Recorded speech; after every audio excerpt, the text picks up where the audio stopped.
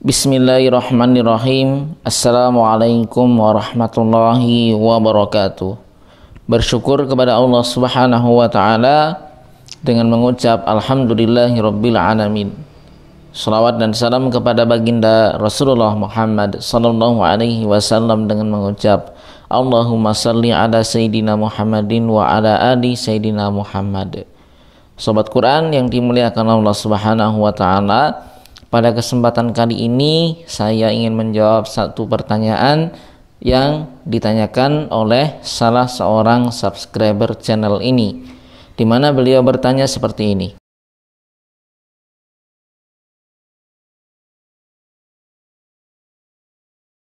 Sobat Quran yang dimuliakan Allah Subhanahu wa taala, jadi ketika kita ditanya tentang ayat tertentu atau diminta untuk menyambung suatu ayat tertentu, maka tips yang pertama yang harus Anda lakukan adalah lancar hafalannya. Kalau hafalan Anda lancar, insya Allah ketika Anda mendengar satu ayat tertentu atau Anda ditanya tentang ayat tertentu, Anda akan langsung bisa menyambungnya. Tapi kalau tidak lancar, ya tips-tips berikutnya akan sulit Anda lakukan. Jadi pastikan hafalan Anda lancar semuanya. Hafalan Anda dimurojaah secara seimbang supaya mudah untuk mencari ayat yang ditanyakan kepada Anda atau yang Anda dengar. Jadi Anda langsung nyambung nanti kalau ada ayat yang dibacakan kepada Anda. Nah, kalau Anda sudah punya hafalan yang lancar, maka berikutnya adalah Anda rekam juga mushaf yang Anda gunakan untuk menghafal. Jadi dalam menghafal Quran, dalam melancarkan hafalan, kita jangan mengandalkan ingatan saja, tapi kita manfaatkan, kita minta bantuan kepada mata kita untuk merekam ayat-ayat yang kita lancarkan, ayat-ayat yang kita hafalkan. Mulut kita menghafalkan, mata kita merekam mushafnya, maka nanti kita hafal lafaznya, kita juga hafal tata letaknya. Nah, misalnya ayat ini ada di sebelah mana? Di sebelah kiri mushaf atau sebelah kanan mushaf, halaman atas atau halaman bawah atau di tengah, baris berapa? Nah, itu semuanya nanti akan terbayang ketika mata Anda sudah merekam dengan baik ayat-ayat yang Anda hafalkan. Nah, jadi selain Anda memiliki hafalan lancar, Anda juga merekam mushaf yang digunakan. Inilah yang saya katakan berkali-kali, gunakan satu jenis mushaf, tentukan mushaf mana yang akan Anda gunakan untuk menghafal.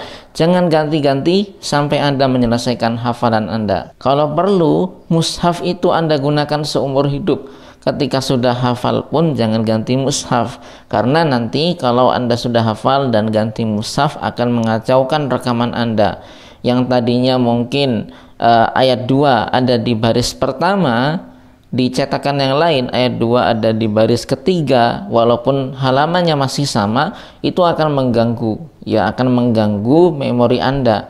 Jadi nanti Anda akan bingung. Maka dari saat ini sampai mati nanti, Anda gunakan satu jenis cetakan mushaf. Saya bahkan sampai kalau beli mushaf itu beli 2. Kenapa? Untuk cadangan. Kalau misalnya mushaf pertama sudah rusak, sudah nggak enak dipakai, saya masih punya cadangan satu lagi yang masih baru, yang masih enak dipakai. Nah, jadi saya sampai seperti itu untuk menjaga.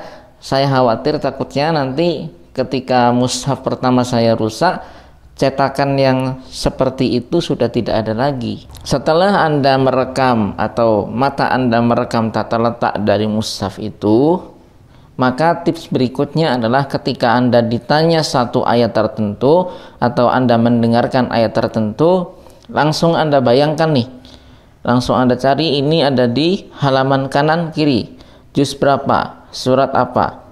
Nah, setelah Anda tahu posisinya ada di kanan kiri, surat tertentu, juz tertentu, baru nih Anda bisa melanjutkan ayatnya. Insya Allah Anda akan bisa melanjutkan seperti Anda membaca mushaf di hadapan Anda, karena Anda sudah merekam mushaf itu di dalam memori Anda. Oh ya, ada tambahan satu tips lagi dari guru saya untuk mempercepat kita mencari ayat yang kita dengar atau ayat yang ditanyakan kepada kita itu ada di surat mana atau juz berapa. Maka tipsnya adalah ketika kita mengikuti ujian tahfidz misalnya, atau kita mengikuti musabaqah hifdzil Quran, mengikuti MTQ, biasanya sa'il itu berada di hadapan kita, penanya itu ada di depan kita, dan biasanya penanya walaupun beliau sudah hafal tetap akan membuka mushaf, melihat dan membaca ayat yang akan ditanyakan kepada kita. Maka tips dari guru saya untuk mempercepat mencari ayat tersebut ada di bagian mana pada sebuah mushaf, maka perhatikan mushaf yang dibuka oleh sa'il. Misalnya yang dibuka itu tebal sebelah kiri, itu artinya dia berada di 15 juz pertama. Kalau dia tebal di sebelah kanan berarti di 15 juz kedua. Nah, kita bisa mengira-ngira itu kira-kira yang ditanyakan itu ada di juz berapa berdasarkan dengan tebal tipisnya mushaf yang dibuka oleh sa'il, oleh penanya tadi. Karena biasanya kalau kita ujian, kalau kita musabaqah, itu yang ditanya adalah ayat-ayat yang mirip, ayat-ayat mutasyabihat. Nah, ini akan memperlambat kita menseleksi nih, kira-kira ayat yang ditanya itu ada di mana, di mana, di mana, di mana. Karena banyak yang mirip. Nah, dengan kita melihat mushaf yang dibuka oleh penanya, kita akan bisa mempersingkat waktu untuk menseleksi. Nah, kira-kira seperti itu tipsnya. Jadi saya ulangi lagi, tips yang pertama tentu saja hafalan Anda harus lancar. Tips yang kedua, Anda biasakan untuk merekam mushaf yang Anda hafalkan. Gunakan satu mushaf dari awal sehingga nanti akan mempermudah Anda dalam mencari satu ayat yang ditanyakan kepada Anda atau ayat yang Anda dengarkan.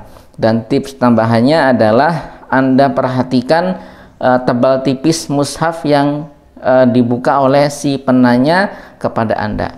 Nah, kira-kira tipsnya seperti itu. Mudah-mudahan bermanfaat dan kita akan sambung lagi di kesempatan berbeda. Demikian, barakallah. Assalamualaikum warahmatullahi wabarakatuh.